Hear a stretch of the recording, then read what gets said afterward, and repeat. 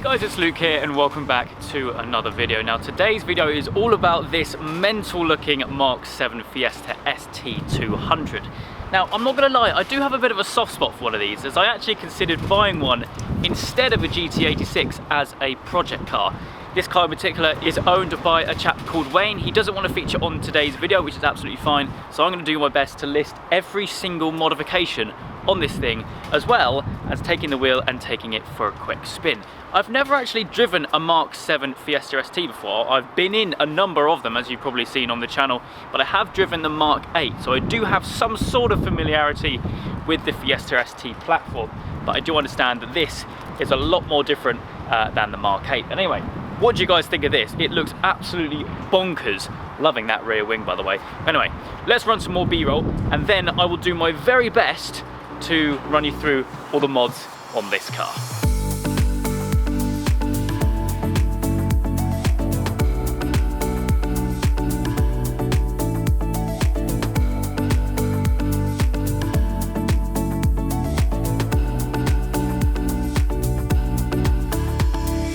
Okay then, so here we go. Before we delve into the endless lists of mods that this car has on it, let's just take a little bit of a step back and talk about one of these in its standard form. So you've got a 1.6 litre 4-cylinder turbo engine producing 200 PS, hence the name for this specific one, the ST200. Now you're looking at around 197 brake horsepower if you prefer those numbers. You're looking at 215 Newton meters of torque and 0 to 60 in the high sixes. However, this car is running pretty much a stage 5, and now you're looking at, I believe, 383 brake is what it's running at the moment. It has done a 393 run, however, because it has the stock internals, so the stock rods and pistons, it's not safe for the engine. Now Wayne, the owner, is actually going to go back and have that done, so it will be over 400 brake very soon. But it is running the stage 5 software, and it's got pretty much 90% of the stage 5 hardware, which, like I said, I'm going to do my best to go around very shortly.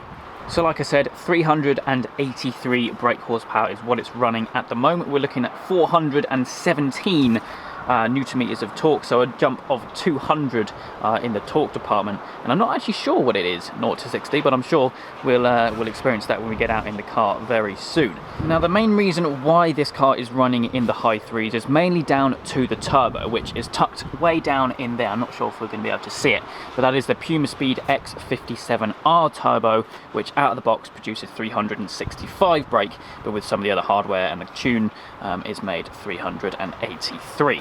Talking about hardware, we have the ITG air filter with the gold heat wrapping. That's always nice to have in the engine bay. There's also a full decanted Miltec exhaust, which I'll show you when it goes right the way to the back. That obviously increases horsepower with the decat. There's also an uprated fuel cam kit. There's also an uprated boost pipe kit, and also a stage 3 intercooler up front to keep it nice and cool.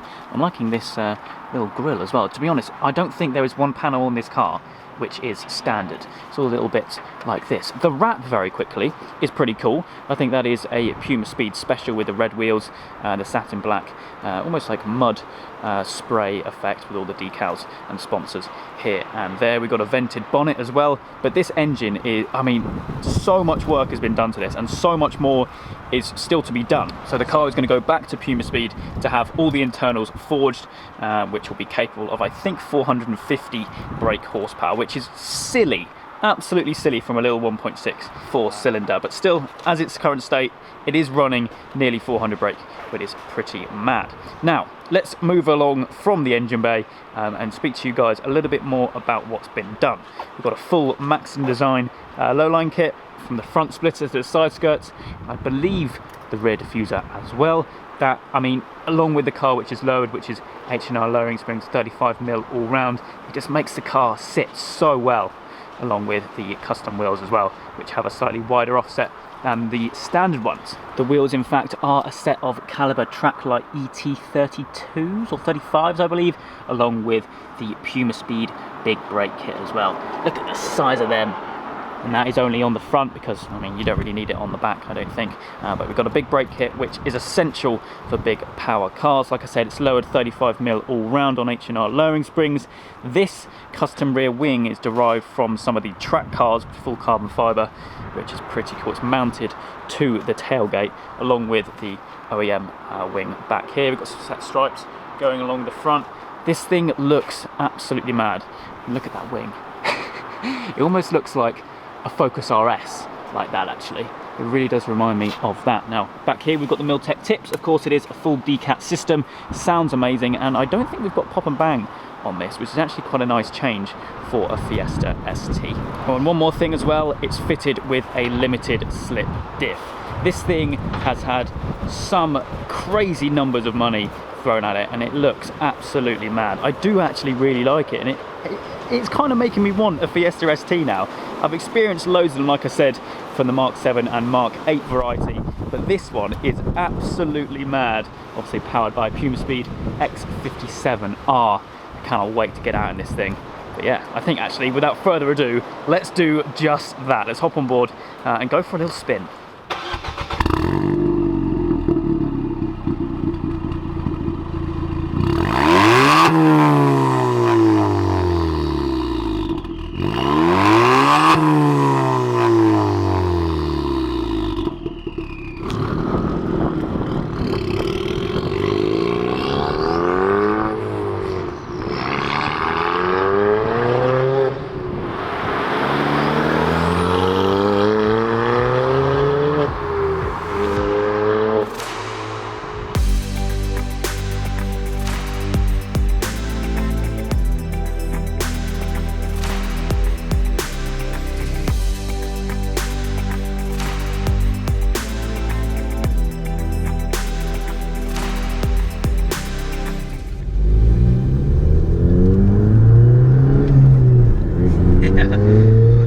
Okay, out in the car. Now, I'm not sure if I mentioned earlier on in the video, but this is my first time driving a Mark 7, and it's probably one of the most heavily modified ones in the country, which is pretty cool. I've obviously driven the Mark 8 before, over at Henley Performance. That was last year, but this, straight off the bat,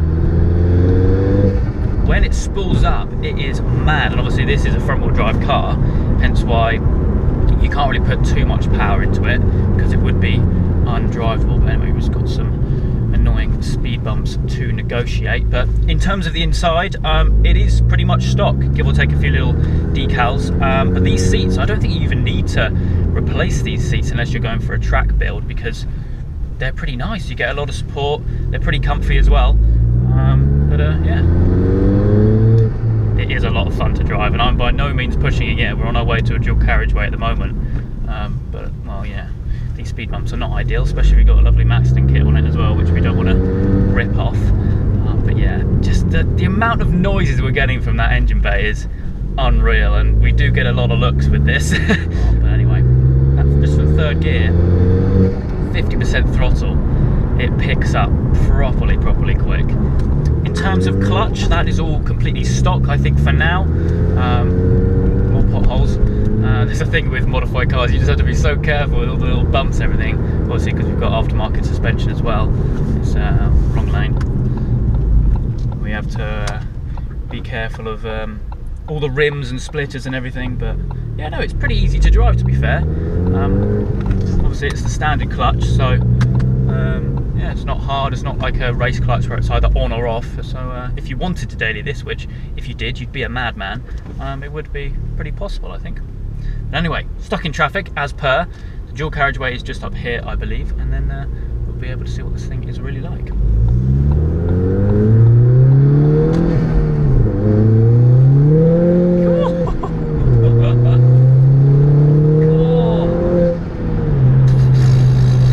When that turbo spools up, that properly shifts. And you get a lot of torque steer as well, obviously because it's front wheel drive, but wow. Wow. Now, like I mentioned briefly as well, this car is actually going in for a new engine pretty much, because obviously all the internals, the rods and everything all have to be forged. I think that'll be capable of over 400 brake, nearly 450, which is mind-blowing. I think Puma Speed have a demo car, which actually would be pretty cool to experience, which has already got it in, but that is mad, absolutely mad. Going back to numbers quickly, we're looking at 383 brake, 400 Newton meters for a car which weighs pretty light. Very torquey, very, very torquey. So what I like about these hot hatches, I know I rave on about it all the time. I mean, I own one myself, not one of these, but a hot hatch. Most of my content is about hot hatches, but this is why I love them so much. They're just so tunable and so capable for the price bracket. It's just makes it so much more fun.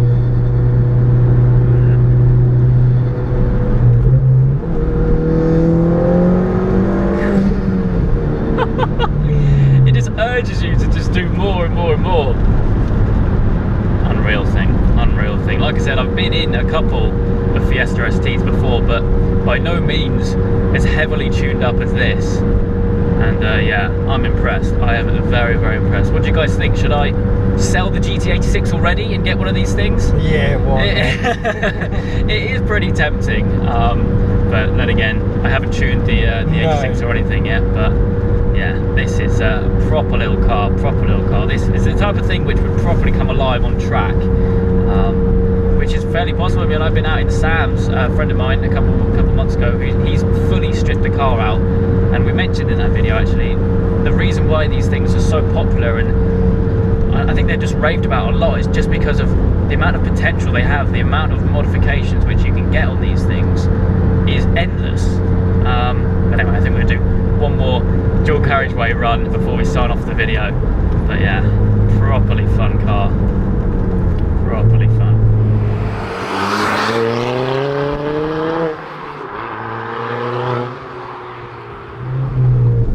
The power properly comes in second gear. That's one thing I have noticed. First gear is, well, for a car with this much power, first gear is never normally the one which is the key gear, really. But we just had someone pull out in front of us. Anyway.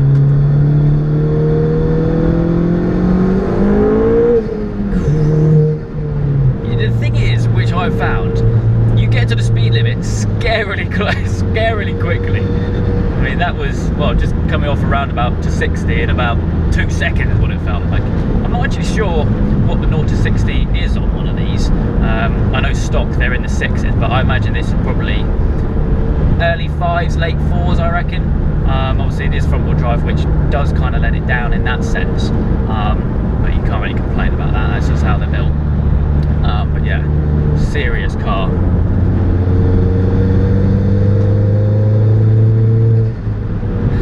You just get so many noises in here. It's not stripped out at all in here. You still have all the OEM sound deadening and everything. But I mean, if I just drop it down, 5th, 4th, you get so much sucking from the air intakes and turbo fluttering. It just urges you to put your foot down. And then you've got that Miltech decap at the back as well, creating all sorts of monstrous noises as well. But anyway, I think we'll do one more little run and then we'll sign off the video. But this, first time in a Mark 7, well, driving it that is, yeah, a lot of fun indeed. Right, third gear pull, get it round the corner, and that's 60. It just happens so quick. But anyway, what an experience to get behind the wheel of one of these things. I've been in the passenger seat of so many of them, both on camera and off camera. It kind of would have been rude to not take up the opportunity to get behind the wheel of it. Now Wayne, the owner who's sat next to me at the moment, a huge thank you goes to him for letting me film the car and also take it out for a quick spin. I'll leave his Instagram down in the description down below, so you can stay up to date with the new engine that's going in, which is going to be pretty exciting. And perhaps once that's done, we can meet up again and have another go. But anyway, that's going to wrap things up for today's video. I hope you guys have enjoyed. If you have, please do make sure you leave a like and make sure you subscribe for all the adventures